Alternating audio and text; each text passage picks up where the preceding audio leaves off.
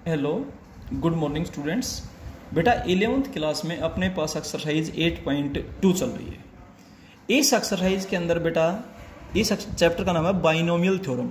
Binomial उसको बोलते हैं बेटा when two terms are connected with the sign of plus और माइनस। जब प्लस या माइनस के सिंबल से दो टर्म्स कनेक्ट होती है तो उसको बाइनोमियल बोलते हैं। बाइनोमियल एक्सपेंशन आपको बताया गया। बाइनोमियल एक्सपेंशन को ऑब्जर्व करते हुए हमने जनरल टर्म बताई, और बाइनोमियल थ्योरम में बेटा general term r plus 1th term होती है। NCR a raise to power n minus r b raise to power r, इसको हम a बोलते हैं, दूसरी टर्म को हम b बोलते हैं, और जो पावर होती है उसको बेटा हम n बोलते हैं। ठीक है, अब बीच में जब माइनस हो तो वहां प्लस करते हुए उस माइनस को आप टर्म के साथ ले लीजिए, a plus b raise to power n की फॉर्म में उसको लिखें। ठीक है, अब देखिए यहां पर a की वैल्यू x है, b की वैल्यू -1/x है और n की वैल्यू 10 है। Here n is equal to 10 even है, तो जब पावर इवन है तो टोटल टर्म्स तो उससे एक ज्यादा होती है, 11 होगी, और जब टोटल टर्म्स 11 है तो बेटा मिडिल टर्म 1 होगी, और उस मिडिल टर्म को फाइंड आउट करने का फॉर्मूला होता है n/2 + 1। ठीक है, n की वैल्यू क्या थी 10/2 + 1, 5 + 1 यानी कि 6th टर्म होगी, वो मिडिल टर्म होगी। और आप देख भी लीजिए 5 टर्म शुरू की छोड़ दो, 5 लास्ट की छोड़ दो, 6th टर्म मिडिल टर्म होगी बेटा। अब 6th टर्म कैसे फाइंड आउट करेंगे, इसमें r की जगह 5 पुट कर दें।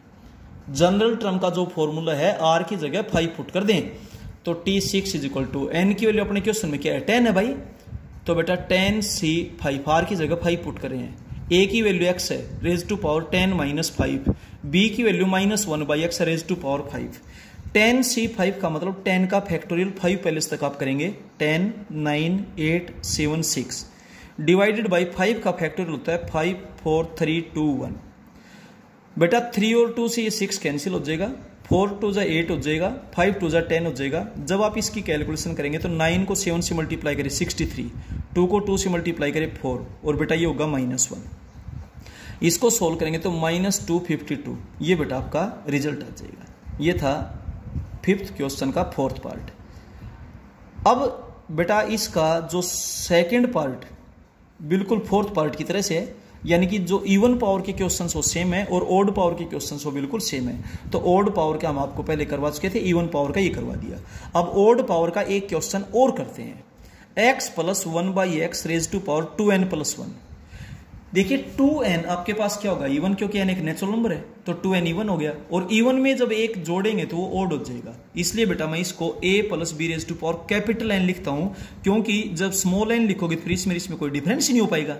तो n का मतलब अपना पावर से है, a की वैल्यू x है, b की वैल्यू 1/x है, और n की वैल्यू 2n + 1 है, तो ओड हो गया। ओड हो गया तो टोटल टर्म्स इवन होंगी, और टोटल टर्म्स जब इवन होंगी तो बेटा वहां पर 2 मिडिल टर्म्स होंगी, और उन 2 मिडिल टर्म्स का फाइंड आउट करने का फॉर्मूला क्या होता है, एक तो n + 1/2th और दूसरा n + 1/2 + 1th। n की वैल्यू आपके पास क्या है 2n + 1, n का मतलब अपना पावर से होता है 2n + 1/2 + 1। ठीक है, और दूसरा बेटा 2n + 1 + 1/2 + 1th। इसको जब सोल्व करेंगे तो n + 1th आ जाएगा, और इसको सोल्व करेंगे तो बेटा n + 2th आ जाएगा आपके पास। क्लियर है। अब आपको टर्म्स फाइंड आउट करनी है n + 1th और n + 2th।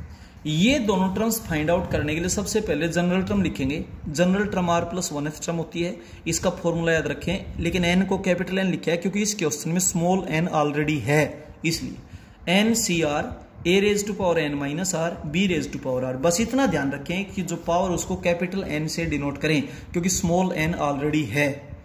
अब बेटा हमने एक तो n + 1th टर्म बतानी, तो r की जगह आप n पुट कर दो। जब आप r की जगह n पुट करोगे तो Tn + 1 = आप यहां ध्यान रखें पावर क्या है 2n + 1, r की जगह क्या पुट करना है n, a की वैल्यू क्या है x, कैपिटल N की वैल्यू क्या है 2n + 1, -r की वैल्यू क्या पुट करनी है n, b की वैल्यू है 1/x, और r की जगह आपने क्या पुट करना है n। जब आप इसको कैलकुलेट करेंगे तो 2n + 1 Cn x raise to power n + 1, और ये हो जाएगी x raise to power n। n power तो कैंसिल हो जाएगी, x की 1 पावर बचेगी यहाँ पे, 2n + 1 Cn। अब आप NCR का फॉर्मूला जानते हैं, n का फैक्टोरियल डिवाइडेड बाई r का फैक्टोरियल इंटू n - r का फैक्टोरियल। जब ये फॉर्मूला लगाएंगे 2n + 1 का फैक्टोरियल n का फैक्टोरियल, इसमें से जब ये सब्ट्रैक्ट करेंगे तो n+1 का फैक्टोरियल, बस यही है। इसके बाद आपको चाहिए n+2th टर्म, तो n+2th टर्म कब आएगी, जब r की जगह n+1 पुट करोगे, तो r की जगह n+1 पुट कर दिया, तो n+2th टर्म आपके ध्यान रहे r की जगह n+1 पुट कर दे, a की जगह a की वैल्यू पुट कर दे, b की जगह b की वैल्यू पुट कर दे, कैपिटल N की वैल्यू आपके पास है 2n+1, ये वैल्यू सभी पुट करें, कैलकुलेशन में कोई गलती ना हो। इस तरीके से ये दोनों टर्म्स आपके पास मिडिल टर्म्स होंगी। तो आपको ये पता होना चाहिए कि जब पावर ओड होती है तो मिडिल टर्म्स 2 होती है, n+1/2th, n+1/2+1th, और जब पावर इवन होती है तो मिडिल टर्म 1 होती है, n/2+1th। ये दोनों बातें आप विशेष ध्यान में रखें, मैं यहां पे लिख भी देता हूं फिर से। in a plus b raised to power n,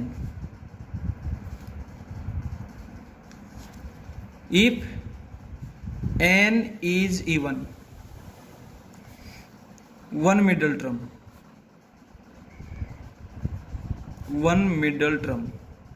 अगर n इवन है तो एक मिडिल टर्म होगी, और वो मिडिल टर्म क्या होगी बेटा आपकी n/2+1th, ठीक है जी।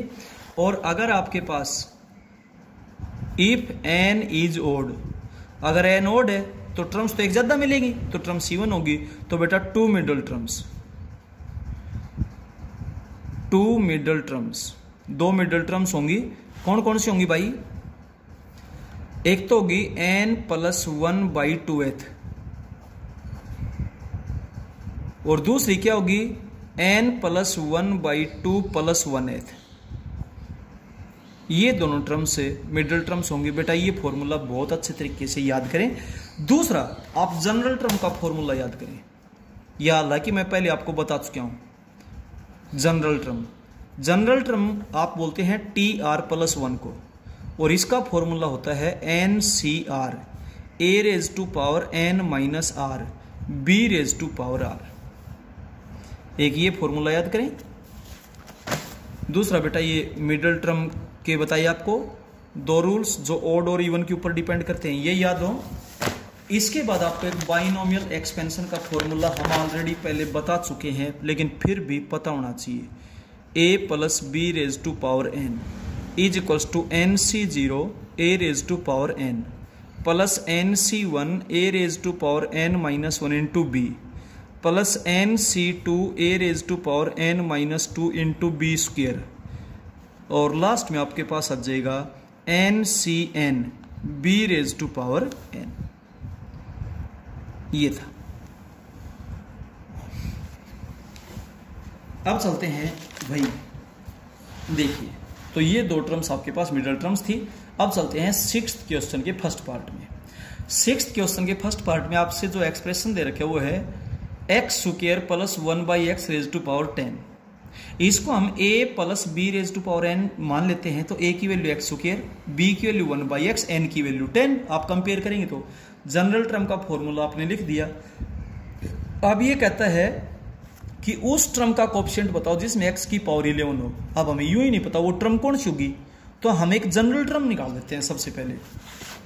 तो इस जनरल टर्म के अंदर आप NCR a⁻n−r b⁻r, a, b और n की वैल्यू पुट कर दी, इसको कैलकुलेट कर दिया, r की जगह रख दी। अब ये टर्म हमने मान लिया विच कंटेन्स x⁻11।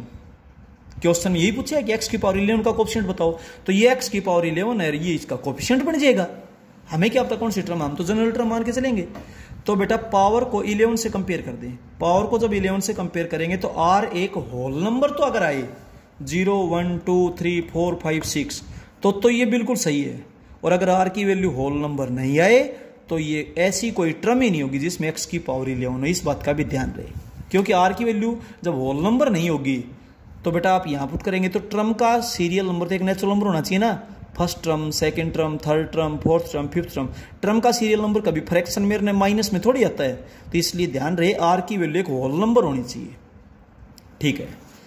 और इसको बेटा सेटिस्फाई करनी चाहिए, इसको सेटिस्फाई भी करनी चाहिए, ठीक है। जब पावर 10 है तो टोटल टर्म्स कितनी होंगी 11, तो 11 वैल्यू भी नहीं आनी चाहिए, 10 तक ही रहनी चाहिए।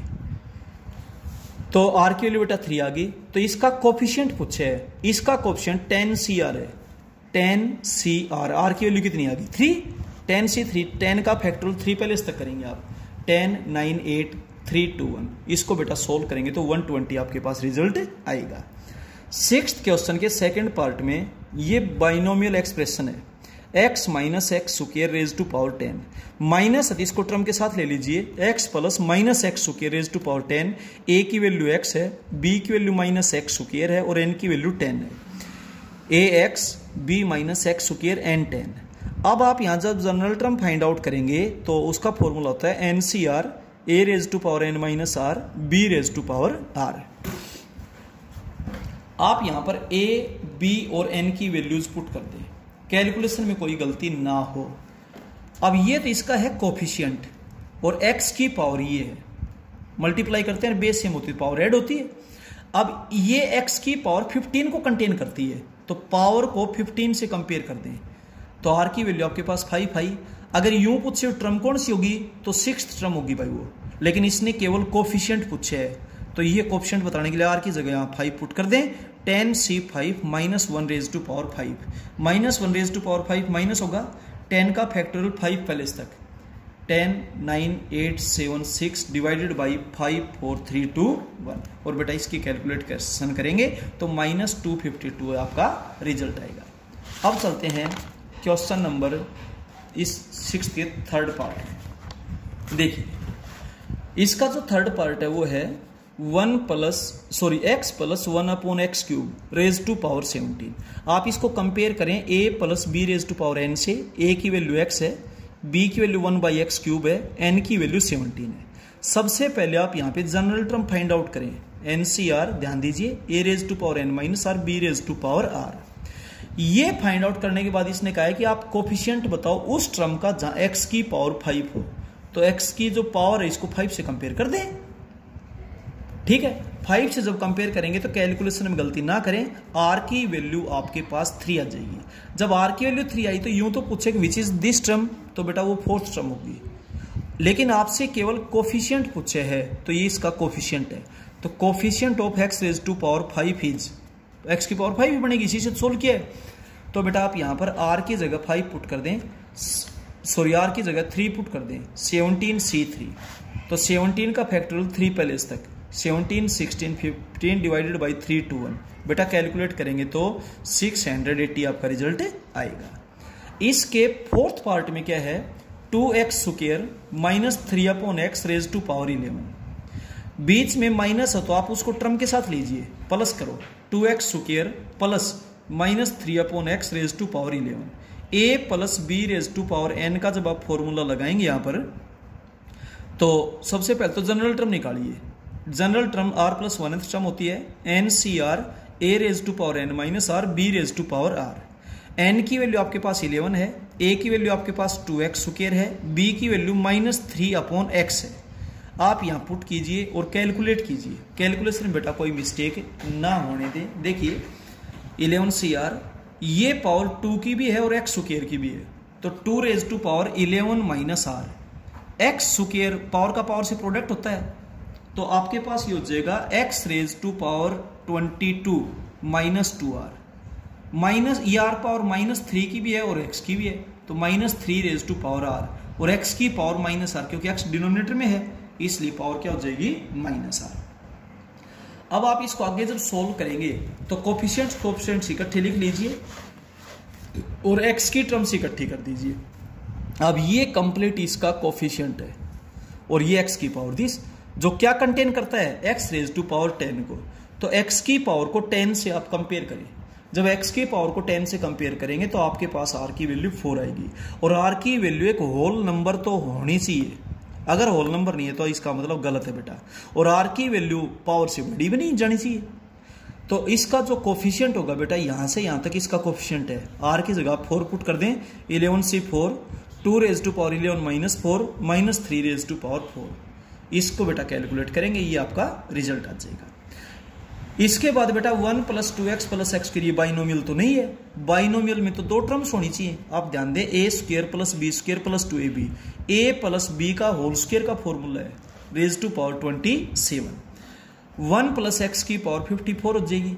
अब आप यहाँ पर a plus b raise to power n से कंपेयर कर सकते हैं। a की वैल्यू 1 है, b की वैल्यू x है और n की वैल्यू 54 है। जब आप इसमें जनरल टर्म फाइंड आउट करेंगे तो जनरल टर्म तो r प्लस 1th टर्म ही होती है, n C R a raise to power n minus R b raise to power r। n की वैल्यू आपके पास क्या है, 54 है। 54 C R 1 raise to power 54 minus R, B की value x raise to power r। 1 की power कुछ भी बेटा 1 ही रहेगा, ये आपके पास आ गया। ये कंटेन करता है x रेज टू पावर 40 को, तो x की पावर को 40 से जब आप कंपेयर करेंगे तो r की वैल्यू 40 आ गई। तो टर्म तो पूछे तो वो 40 फर्स्ट टर्म होगी, बट आपसे केवल कोफिशिएंट पूछे है, तो यहाँ पर 40 पुट कर दें, 54 सी 40। इतना ही छोड़ सकते हैं बेटा, कैलकुलेशन में बड़ी कैलकुलेशन ना करें क्योंकि पेपर में बहुत ज़्यादा टाइम कंज्यूम हो जाएगा। इसके बाद इस क्वेश्चन का लास्ट पार्ट, आपको जो एक्सप्रेशन दे रखा है वो है x raise to power 4 minus 1 upon x cube raise to power 15। जब बीच में माइनस है तो उस माइनस को आप टर्म के साथ लीजिए। a की value x raise to power 4 है, b की value minus 1 upon x cube है, n की वैल्यू 15 है। जनरल टर्म आपके पास ये हो जाएगी। जनरल टर्म निकालने के बाद आगे एक ही क्वेश्चन में 2 पार्ट पूछे गए हैं। x की पावर क्या है उसको x की पावर से कंपेयर कर दे, बस अपने आप r की वैल्यू हो जाएगी। और बेटा फिर कोएफिशिएंट पूछता है कोएफिशिएंट बता दे, टर्म पूछता है टर्म बता दे। ये क्वेश्चन आप खुद ब खुद बहुत आराम से कर पाएंगे। ठीक है बेटा, आप अपनी नोटबुक को अपडेट कीजिएगा। किसी भी क्वेश्चन में कोई दिक्कत आए तो बेटा जूम क्लास में पूछिएगा या फिर व्हाट्सएप पे पूछिएगा या बेटा फोनिकली पूछिएगा। बट अपनी नोटबुक को कंप्लीट कीजिए, डाउट्स को क्लियर कीजिए और अच्छे तरीके से बेटा प्रिपरेशन कीजिए। Okay, thank you.